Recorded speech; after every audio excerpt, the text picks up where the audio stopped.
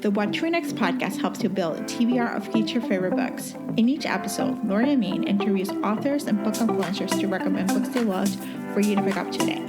If you're an avid reader, always looking for your next favorite read, then the show's for you. Hi, Allie. Welcome to What to Read Next podcast. Hi, thank you so much for having me. So happy to have you here. So tell us a little bit about yourself. About myself. So my name is Ali Hazelwood, and I write romance novels and rom-coms. So far they're all set in either STEM or academia. And my debut came out about a year ago. It was The Love Hypothesis, and my next book is coming out I'm not sure when this is going to air, but it'll come out on August 23rd. And that's it, I think. And I have 2 cats. Okay, tell us the names of your cats and which one's in your lap right now. Okay, so right now, there is a cat on my lap right now, and his name is Hux. And he is sleeping peacefully, and he's very cute. And just to be very open to the listeners, I dragged the cat on my lap. He wasn't sleeping there. He was sleeping next to me. I'm so sorry, Hux. My other cat, who knows where, is Bernie. And he's great, and he is a little bit smarter than Hux, but we love them equally. Oh, I love it. I love cats. They're so cute. They're like, Me they have the too. best life, honestly. They're like, I they know. sleep, they get fed, they take care of it, they're independent. I think my love for cats stems from my envy toward cats. Like, I wish I was a cat. Yes, I wish I had the life of a cat. Like, honestly, they have the best life possible. Truly, yeah. And like, they get spoiled, but they're like, oh, we'll take care of you. Like human, we don't need you right now. Yeah, they're like, this is what is owed to me, and I will not be grateful. I will only give you affection when I want to give you affection, and we do this on my terms. All right, so let's chat about your writing process. Like, why led you to start writing romance novels? Because you're involved in academia, so. Mhm. Yeah, so I actually started writing romance. I started writing fan fiction first. So originally I was, and I still kind of consider myself mostly a fic writer, because I've written more words of fan fiction than of original stuff. So I started, writing fan fiction, and then a couple of years later, I kind of got really lucky in the sense that my current agent, Taule, who is amazing, has been, she was on AO3, which is the place where most fan fiction is posted. And sorry, the cat just left me. I lost the love. My agent was on AO3 reading fan fiction, and she found mine, and she was like, I think that what you're working on might work within a traditional romance publishing space if you're interested. And I was. And so we started working on, more original stuff and books, and she really held my hand a lot. So that's kind of how it started. Oh gosh. And then we had the Love Hypothesis. Mm-hmm. So what was the process of like understand, like you had a debut novel that came up and then it's just like exploding, for you, like it went from 0 to 100, Yeah, I mean, it was amazing. It was really all like book talks doing, and book of the month as well. Like I got really lucky in the sense that my novel was placed, but my publisher really placed my novel like in a bunch of venues and outlets that made it so that a lot of people noticed it. It was like a bunch of really cool and unexpected coincidences that made it so that a lot of people knew that the novel existed and had it on their radar. Yeah, I remember your novel when it came out, like before the early reviews, like it was like 4 or 5 months. It came like the publisher dropped the arc like really early. Mm-hmm. And I remember the early reviews were like, "Oh my gosh, you need to read this book," and it was like, and so I think by the time I got it, like I was like, oh my gosh, I need to read this book. It was like the word of mouth from early reviews was like, you need to read this book. I Oh. cannot tell you what's happening, but you just need to read this book.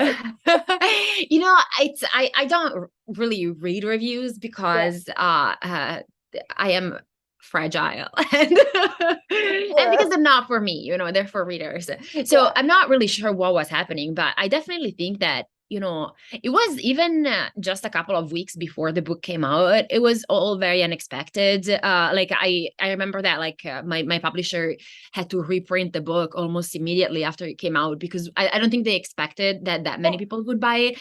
And I really think that that's because like the big part of the success was after it came out on Book of the Month, and a lot of book talkers and book influencers, like my beloved Pauline, she's this book talker that I'm like obsessed with, Yeah. and like they were giving it shout outs, and they were like, oh, we read this book and we liked it, and so that was just amazing.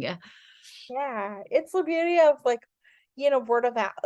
Yeah, exactly. Yeah, it was just so lucky because there were like so many things that had to happen Yeah, and did happen, and I was like, oh my god, this is fantastic. I cannot believe it. that's awesome. So congratulations. All right, so let's chat about Love on the Brain, what is the elevator pitch for this one? Okay, so my elevator pitch is that Love on the Brain is the story of B, a neuroscientist who ends up having an amazing career opportunity, which is co-leading a very important project at NASA. But she ends up having to co-lead with an engineer, and this engineer, Levi, is actually her grad school nemesis.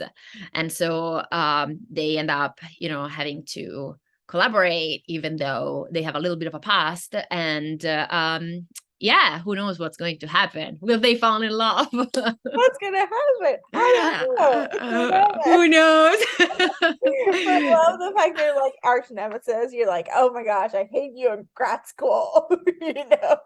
Because grad school you have strong feelings with the people you Oh want to yeah. with. Like it's a strong feeling. Like Oh you're in the yeah. same cohort. You're like, oh, I hate you, and you're like, It's just so stressful, grad school, that you have to kind of like blow out steam by having an arch nemesis. Like it's just what you do. yes. Yes. I did have an arch nemesis in grad school, but it wasn't a hot guy, unfortunately. Yeah, yeah. I mean, I feel like most of my arch nemesis were like professors, Yeah. like people that like more than my fellow students, so they were kind of like off limits. But yeah, Yeah. it's didn't work out. Oh, I love this. And I love your novella. So can you tell us a little bit of pitch about the three novellas that you released this year? Yeah, so the novellas were well, were still are, they're still available. Yeah. They're all out as a single novellas right now, but they are also going to be published in paperback as an anthology in January 2023. So Oh yeah. in six Yeah. months. Yeah. And they are three interconnected short stories about three friends who are women in STEM. They're all engineers, and they all, got their doctorate from the same place. And then they sort of like traveled and moved to different places in the United States, and they do slightly different jobs, and they all end up having these passionate love stories with their, arch nemesis that they meet on their workplaces. So that's kind of fun. Um, and yeah, they can be read as standalones, or you can read all of them if are interested in the other characters. But that's it. And they can be read standalones, and even I read them out of order, and you're fine. Mhm. Like Yeah, there isn't you might get a little really. spoil, like, oh, this couple, but it's like you're fine reading them Yeah, out of order. exactly. Like you know that they end up together, but Yeah. I probably already knew that. So Yeah. So like, uh, so they're yeah, enjoyable. And they're yeah. enjoyable both as an audio or Hmm. as like a book. Because both experiences are great. Because I've done both. Oh, okay. Oh, I'm glad. I actually don't really listen to audiobooks very much. But like, so I kind of had to like trust Yeah. audiobook Yeah. listeners that they were like, everyone was like, oh, they're good, and I was like, oh, I'm good because I cannot judge. They're good. They're perfect for reading to one sitting. Like if you have Hmm. like a go for a walk or you have a short commute, Yeah. you can read them because most people just read them up to 2 times speed or 1.5 or 2 times. Mm, So it goes by fairly quickly, and it's also yeah. like a day of chores. Like you can read Yeah. it in a day, you know. I was hoping that people would read them on their commute just Yeah. because I like the idea of like, like going to work and then coming back and be like, oh, I've listened to this contained short story and people are in love. I like that. Yeah, so awesome. All right, so let's chat some book recommendations. Do you have any books to recommend to our listeners to pick up? Oh my God, so many. Okay, so a book that just came out is The Hookup Plan by Farah Roshan. And so it really just came out this August and I loved it. It has one of my favorite tropes ever, which is enemies with benefits. Yes. So in this book, the two main characters were like rivals in high school, and then they kind of lost touch for a while, and they meet again at the high school reunion, and they're kind of horny, and they kind of still hate each other, but they also take up this physical sexual relationship, but also at the same time they end up having to work together. She, like London, the main character, is a physician, which I love. She's truly like so badass. I love her so much. And yeah, it just it's really hot and just really like titillating. I really like I love it when they hate each other. I just love it, but they are attracted to each other. Yes, I'm bumping this one up in my TBR. Like It's so good. It's so good. And also another book, which is, a very different book, but it has a little bit of a similar premise. Also, we hate each other, but we also have sex because it's just like the attraction. We cannot fight it. Is Do You Take This Man by Denise Williams? I think it's coming out in like yes, it comes in September. September. Yeah, so very soon.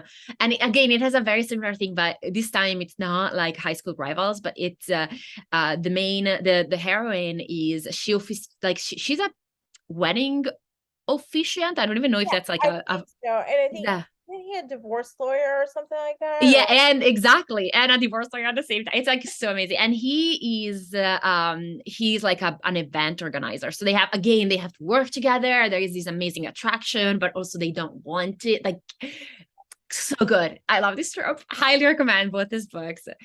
Okay, my favorite book that I have read, I'm obsessed with this book and I feel bad because it won't come out until November. So I would like to say I'm sorry, but I just kind of want everyone to put this book on their TBR. Is Pride and Protest by Nikki Payne. It's a Pride and Prejudice retelling, and it's just like it might be my favorite Pride and Prejudice retelling, and I'm obsessed with Pride and Prejudice. So like I'm literally just like always there collecting Pride and Prejudice retellings, but it's truly a masterpiece. Like, she is such a good writer.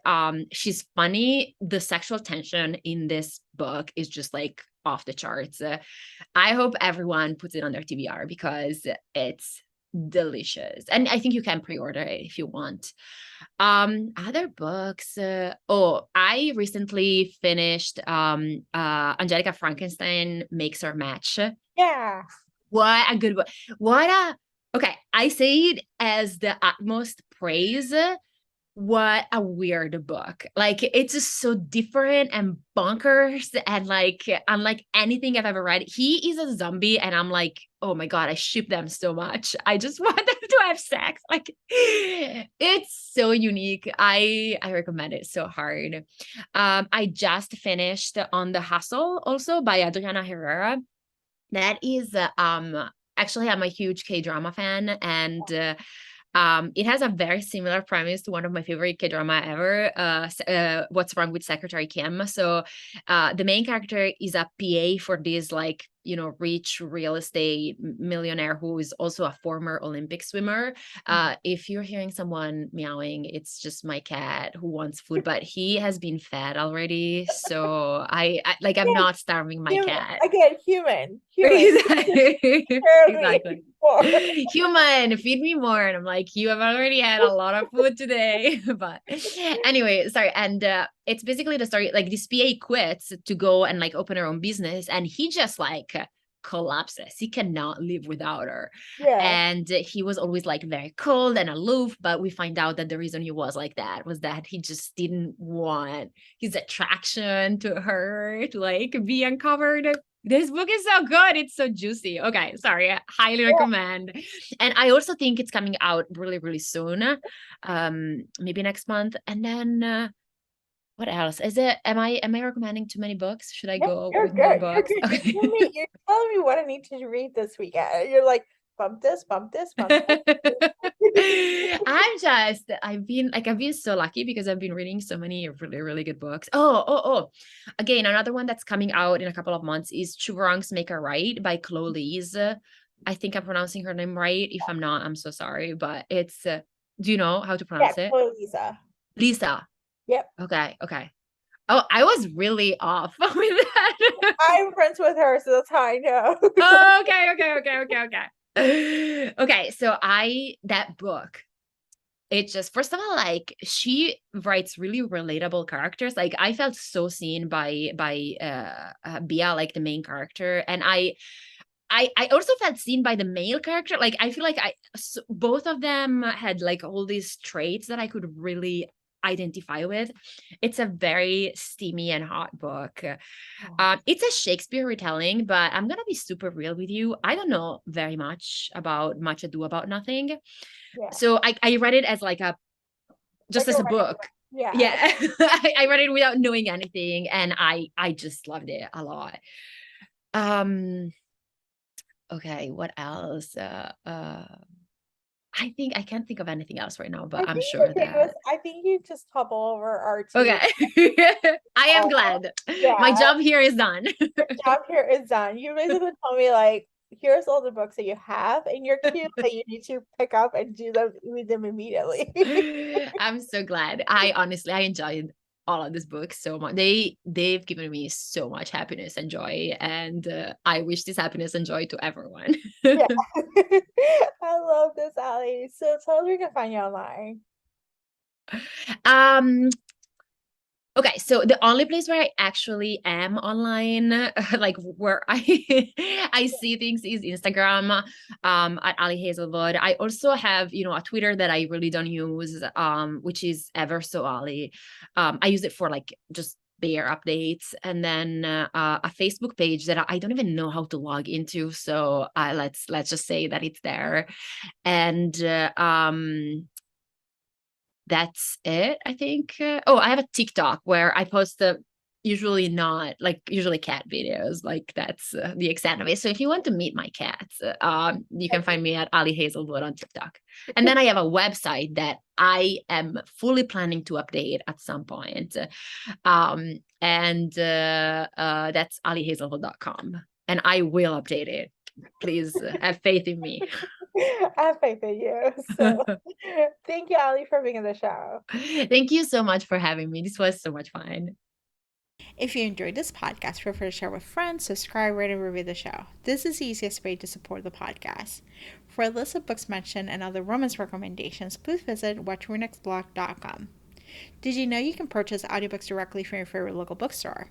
With LibraFem, you can pick up more than 250,000 audiobooks, including bestsellers and recommendations from real booksellers. You'll get the same audiobooks at the same price as the largest audiobook company, you know the name, but you'll be part of a different story, one that supports the local community. If you're new to audiobooks, they're the perfect way to squeeze more reading into your busy life. Listen with the free LibraFem app while you do your chores, walk the dog, relax at home. If you already love audiobooks and don't know what to listen next, check out recommendations from people who know the best booksellers. The Watch Read Next podcast has a special offer for our listeners. Get two audiobooks on LibraFem for the price of one with your first month membership. Use code WatchReadNext. The offer is valid only for new members in Canada and the US. Thank you so much for listening and have a great day.